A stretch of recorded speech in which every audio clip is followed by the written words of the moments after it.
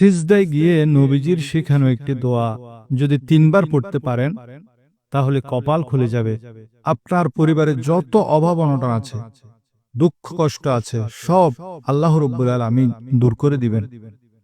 যারা হতাশায় আছেন, পেরেশানিতে আছেন, ঋণগ্রস্ত আছেন, খুব টেনশনের মধ্যে আছেন, অশান্তির মধ্যে আছেন, প্রিয় নবীজির শিখানো এই দোয়াটি পাঠ করবেন। আল্লাহ রাব্বুল আলামিন হতাশা, টেনশন এবং যত অশান্তি আছে সবগুলি দূর করে দিবেন। অনেকে আছেন আয় রোজগার করেন কিন্তু তাতে বরকত হয় না, আয়ের চেয়ে ব্যয় বেশি, তাই ঋণগ্রস্ত হয়ে আছেন। তারা নবীজির শিখানো আমল ছাড়া ফ্যামিলির মধ্যে শান্তি আনতে পারবেন না। তাই নবীজির শিখানো আমল করে আপনার ভাগ্যকে আপনি পরিবর্তন করতে পারেন। ইসলামে সিজদার অনেক বেশি গুরুত্ব, তাই এই সিজদার হালতে কোন দোয়া করবেন, কোন সিজদাতে দোয়া করবেন, সবকিছুই আজ বিস্তারিত জানতে পারবেন ইনশাআল্লাহ। এই আমলটি আপনার জীবনের মোড় ঘুরিয়ে দিবে। 2025 সালে আপনি আমলটি নিয়মিত করবেন, দেখবেন আল্লাহ আপনার সকল মনের আশা পূরণ করে দিবেন, আপনার সকল দোয়া কবুল করবেন। সিজদার বিষয়ে আল্লাহ রাব্বুল আলামিন সূরা হজের ৭৭ নং আয়াতে ইরশাদ করেন, আউযু বিল্লাহি মিনাশ শাইতানির রাজীম,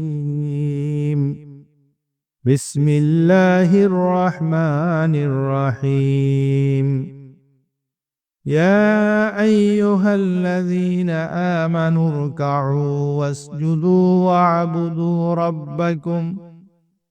واعبدوا ربكم وافعلوا الخير لعلكم تفلحون। অর্থাৎ হে মুমিনগণ, তোমরা রুকু করো, সিজদা করো, তোমাদের পালনকর্তার ইবাদত করো এবং সৎ কাজ সম্পাদন করো যাতে তোমরা সফল কাম হতে পারো।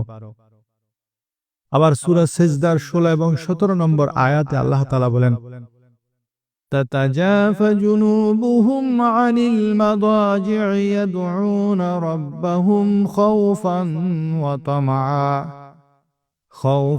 وطمعا ومما رزقتهم ينفقون। অর্থাৎ তাদের পার্শ্ব শয্যা থেকে আলাদা থাকে, তারা তাদের পালনকর্তাকে ডাকে ভয়ে এবং আশায়, এবং আমি তাদেরকে যে রিজিক দিয়েছি তা থেকে ব্যয় করে। فلا تعلم نفس ما أخفي لهم من قرة أعين جزاء بما كانوا يعملون। অর্থাৎ কেউ জানে না তার জন্য কৃতকর্মের কি কি নয়ন প্রীতিকর প্রতিদান লুকায়িত আছে। আবার সিজদার ব্যাপারে মুসলিম শরীফের 482 নং হাদিস, আল্লাহর প্যারা হাবিব সাল্লাল্লাহু আলাইহি ওয়াসাল্লাম ইরশাদ করেন, বান্দা সিজদারত অবস্থায় আল্লাহর সবচেয়ে নিকটবর্তী হয়, তাই তোমরা সিজদার মধ্যে বেশি বেশি দোয়া করো। আবার মুসলিম শরীফের 488 নং হাদিসের বর্ণনা, রাসূলুল্লাহ সাল্লাল্লাহু আলাইহি ওয়াসাল্লাম ইরশাদ করেন, তুমি আল্লাহর জন্য বেশি বেশি সিজদা করো, কারণ তুমি যখনই একটি সিজদা করবে আল্লাহ তোমার মর্যাদা বাড়াবেন এবং তোমার পাপ ক্ষমা করবেন। সিজদার সময় কিছু গুরুত্বপূর্ণ বিষয়, খুশু খুজু, সিজদার সময় একাগ্রতা বজায় রাখা এবং আল্লাহর প্রতি বিনম্র থাকা আবশ্যক। সিজদার সময় কপাল, নাক, হাত, হাঁটু এবং পায়ের আঙ্গুল জমিনে রাখতে হয়। তাছাড়া সিজদা মানুষের অহংকার ভেঙে আল্লাহর প্রতি সম্পূর্ণ আত্মসমর্পণের শিক্ষা দেয়। সিজদা মানুষের মধ্যে বিনয় সৃষ্টি করে, যা আত্মিক শক্তি ও মানসিক শক্তি বৃদ্ধি করে দেয়। সিজদার মধ্যে দোয়া কখন করবেন? মনে রাখবেন, সিজদা যদি ফরজ নামাজ হয় তাতে মাসনুন তাসবিহ সমূহ পড়বেন। তবে যদি তাসবিহের পর আপনি আরবি যেসব মাসনুন দোয়া আছে, আমার নবীজি থেকে যে দোয়াসমূহ প্রচলিত আছে সেগুলোও পড়তে পারবেন।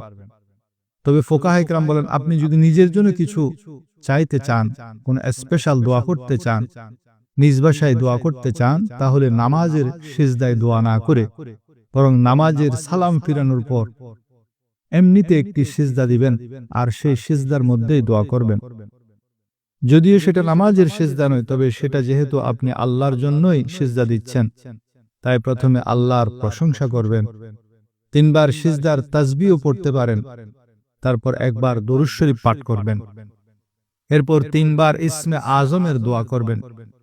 ইসমে আজমের দোয়া হলো ইয়া হাইয়ু ইয়া কাইয়ুম বিরহমাতিকা আস্তাগীসু ইয়া যাল জালালি ওয়াল ইকরাম লা ইলাহা ইল্লা আনতা সুবহানাকা ইন্নী কুনতু মিনাজ জালিমিন। এরপর আপনি আপনার নিজের ভাষায় আপনার যত অভাব অনটন আছে, যত সমস্যা সমূহ আছে, যত দুঃখ বিপদ সমূহ আছে, যত অসুখ অশান্তি সমূহ আছে, যত ঋণের সমস্যা আছে, যত টাকা পয়সার সমস্যা আছে, সব আল্লাহকে বলবেন। তাহলে আল্লাহ তাআলা অতি দ্রুত আপনার সেই দোয়া কবুল করবেন। এই সিজদার দোয়া আপনি 5 ওয়াক্ত নামাজের পর করতে পারেন, তবে তাহাজ্জুদের সময় যদি করেন তা বেশি ফলপ্রসূ হবে। তাই চেষ্টা করবেন রাতে তাহাজ্জুদের সময় উঠে সিজদার দোয়া করতে। তাছাড়া সিজদার মধ্যে কিছু আরবি গুরুত্বপূর্ণ দোয়া আপনি করতে পারেন, যেমন সুবহানাকা আল্লাহুম্মা রাব্বানা ওয়া বিহামদিকা আল্লাহুম্মা গফিরলি। নাম্বার 2, আল্লাহুম্মা ইন্নী আসআলুকা রিদাক ওয়া জান্নাতা ওয়া আউযু বিকা মিন সাখাতিকা ওয়ান নার। অর্থাৎ, হে আল্লাহ, আমি আপনার সন্তুষ্টি এবং জান্নাত প্রার্থনা করছি, আপনার অসন্তুষ্টি জাহান্নাম থেকে আশ্রয় চাচ্ছি। 3 নম্বর দোয়া হলো সুবহানাকা আল্লাহুম্মা রাব্বানা ওয়া বিহামদিকা আল্লাহুম্মা গফিরলি। অর্থাৎ, আপনার প্রশংসা হে আল্লাহ, আপনি আমাদের প্রভু, আপনার প্রশংসার সহিত আপনার পবিত্রতা ঘোষণা করছি, হে আল্লাহ, আপনি আমাকে ক্ষমা করুন। 4 হলো সুবহুন কুদ্দুসুন রাব্বুল মালাইকাতি ওয়ার রূহ। অর্থাৎ, সকল ফেরেশতা এবং জিবরাইলের প্রতিপালক অতি পবিত্র।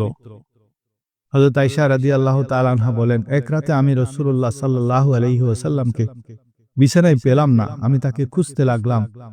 আমার হাত তার পা মুবারকের তলাতে ঠেকল। তখন তিনি মসজিদে উভয় পায়ের পাতা খাড়া অবস্থায় সিজদায় ছিলেন। তখন তিনি এই দোয়াটি বলছিলেন, আল্লাহুম্মা ইন্নী আউযু বিরিদাকা মিন সাখাতিকা ওয়া বিমুআফাতিকা মিন উকুবাতিকা ওয়া আউযু বিকা মিনকা লা উহসি সানাআন আলাইকা আনতা কামা আসনাইতা আলা নাফসিক। অর্থাৎ, হে আল্লাহ, তোমার সন্তুষ্টির মাধ্যমে তোমার অসন্তুষ্টি হতে আশ্রয় চাই, আর তোমার শাস্তি হতে পরিত্রাণ চাই। তোমার প্রশংসা করে শেষ করা যায় না, তুমি সেই প্রশংসার যোগ্য যেরূপ তুমি নিজেই করেছ।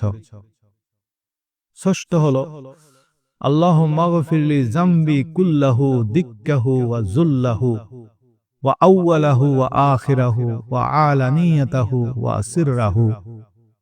অর্থাৎ, হে আল্লাহ, তুমি আমার ছোট বড় পূর্বের পরের প্রকাশ্য অপ্রকাশ্য সকল গুনাহ মাফ করে দাও। আরবি যদি না পারেন তাহলে নামাজ ব্যতীত যেসব সিজদা করবেন, নামাজের বাইরে যে সিজদা করবেন তাতে নিজের ভাষায় দোয়া করবেন, আল্লাহ আপনার আশা দ্রুত পূরণ করে দিবেন। আর নামাজের মধ্যে যদি দোয়া করতে চান তখন উল্লেখিত আরবি দোয়াসমূহ পাঠ করবেন।